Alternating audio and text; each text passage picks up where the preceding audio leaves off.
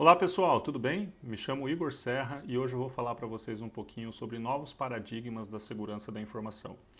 Em posts anteriores eu vinha falando com vocês sobre governança, gestão, conformidade regulatória, LGPD, falamos um pouquinho sobre as 5 decisões chaves que toda empresa precisa tomar sobre tecnologia da informação.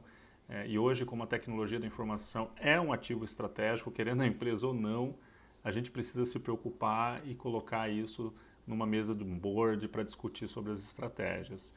Em posts anteriores eu falei um pouco sobre as estruturas, né, de governança para implementar decisões sobre tecnologia e agora eu quero falar para vocês sobre um tema muito importante, que é a questão da segurança da informação ou cybersecurity, né, cibersegurança, que vem sido muito discutido em todas as rodas de conversa, né, sendo da área tecnologia, da área executiva e assim por diante. Até um tempo atrás, toda a estratégia de segurança da informação era baseada num paradigma que a gente chama de proteção baseada em perímetro. O que é uma proteção baseada em perímetro? Eu protegi uma certa localidade dentro da empresa, um escritório, uma matriz, uma filial e assim por diante.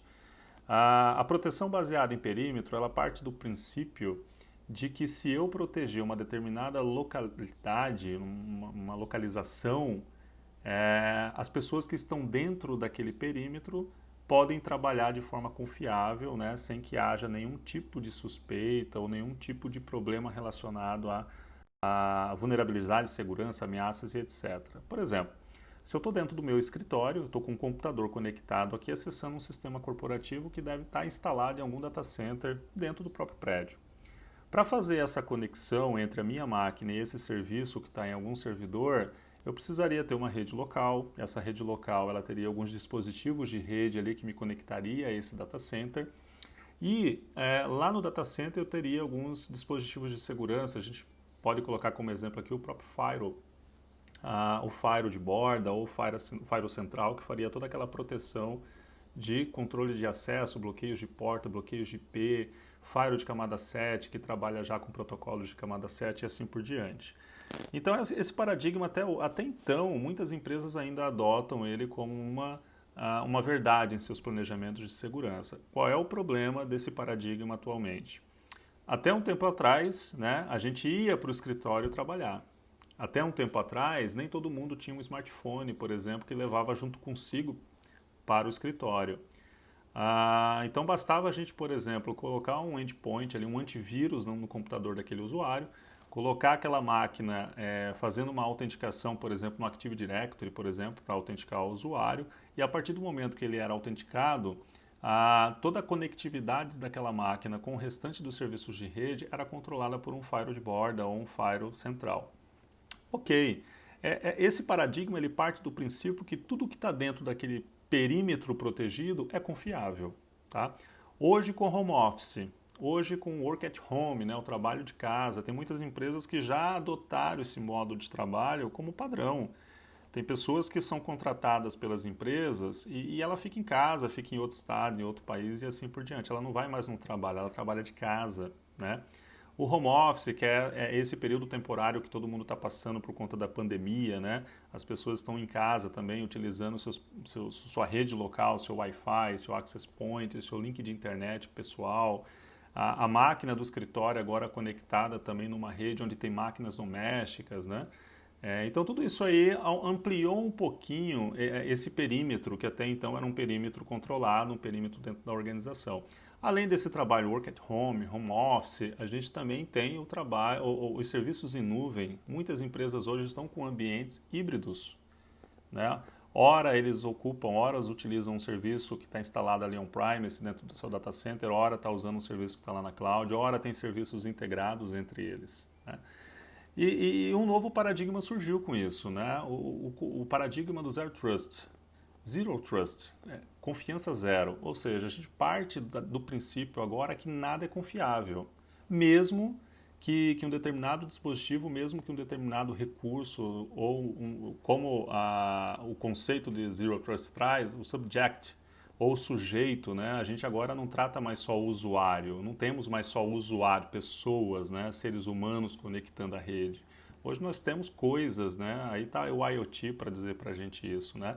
Hoje a gente tem máquina, a gente tem hardware diversos, vários tipos de dispositivos, temos serviços se autenticando o tempo todo ali, fazendo transações dentro do nosso ambiente de forma automatizada.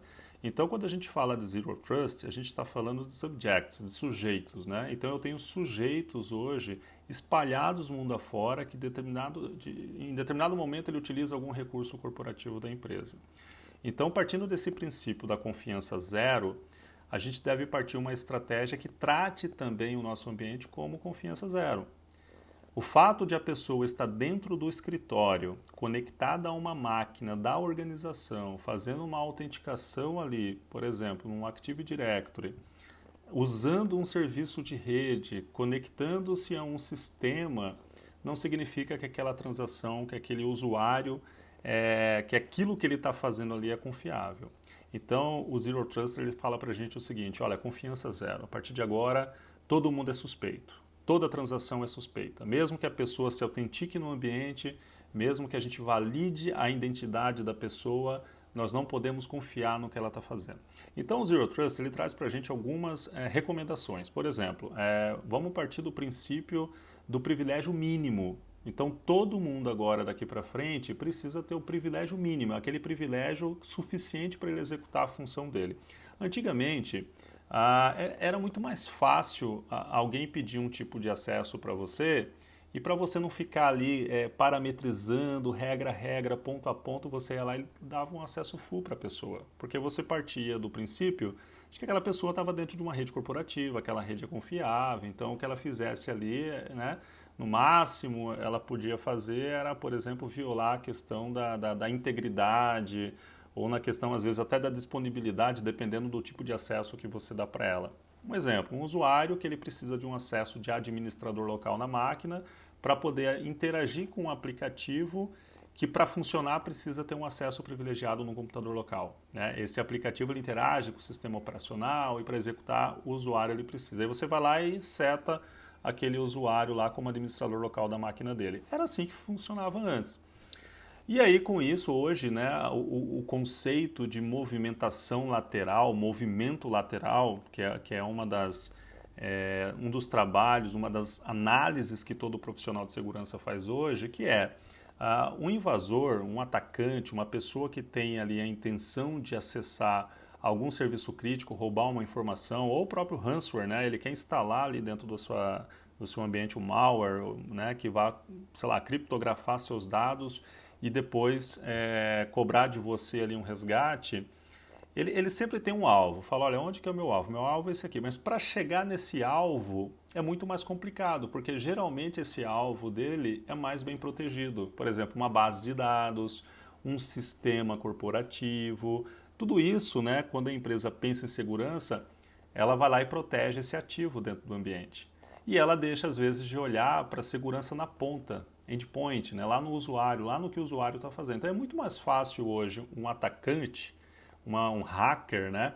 Ele acessar aquela máquina daquele usuário e a partir daquela máquina daquele usuário ele começar a se movimentar lateralmente dentro do ambiente da rede da empresa. E aí ele vai alcançando níveis de privilégios mais avançados. Como que uma pessoa chega numa máquina? Tem várias formas. Ele, por exemplo, pode mandar um phishing. Phishing hoje, milhares de phishing são espalhados aí no mundo todo, né? O phishing é aquela isca, né? Que é um e-mail que um atacante manda para o usuário. O usuário ele clica, por exemplo, num link, é direcionado para um site na internet. Esse site ele roda, baixa um arquivo na máquina do usuário, se instala automaticamente e a partir dali começa a fazer operações. Às vezes instala um keylogger, né, para poder pegar a credencial do usuário quando digitada ali no teclado e a partir dali ele ter o acesso com aquela credencial daquele usuário. Então isso aí são formas de você atacar. O phishing é um exemplo, né, um dos exemplos de você poder fazer isso.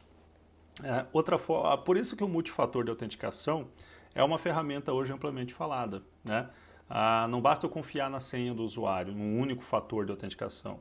O usuário ele precisa ter ali um time password, né? Que é aquela senha gerada ali na hora, ou seja, um token, né?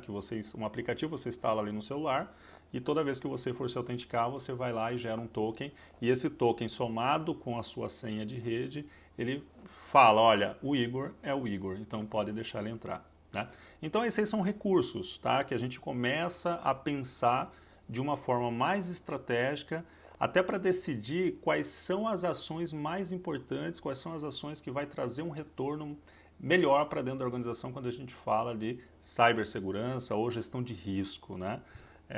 Então, pessoal, é um tema muito abrangente, vou falar mais sobre ele com vocês nos próximos vídeos, né? Fiquem à vontade para comentar, para interagir comigo aí nos comentários. Curta aqui embaixo se você gostou do vídeo, clica ali para salvar na parte de baixo ali para você poder consultar e voltar nesse tema daqui para frente. Se você ainda não ouviu falar sobre isso que eu falei hoje aqui, pode ter certeza que em breve vai chegar até você mais informações sobre isso, tá? Se você trabalha ainda numa organização que não está tratando a segurança da informação como essencial, como importante, como obrigatória, espere que vai chegar a sua vez. A sua empresa, em determinado momento, ela vai perceber a importância que isso tem, tá? A LGPD, ela é um exemplo disso, né? Quando a lei foi sancionada, as empresas correram atrás agora da adequação, né? É um tema que há muito tempo profissionais de segurança se preocupavam e agora chegou à mesa dos executivos e com certeza isso se torna prioridade, tá bom? Então espero que vocês tenham gostado do vídeo. Nós ficamos por aqui e até mais.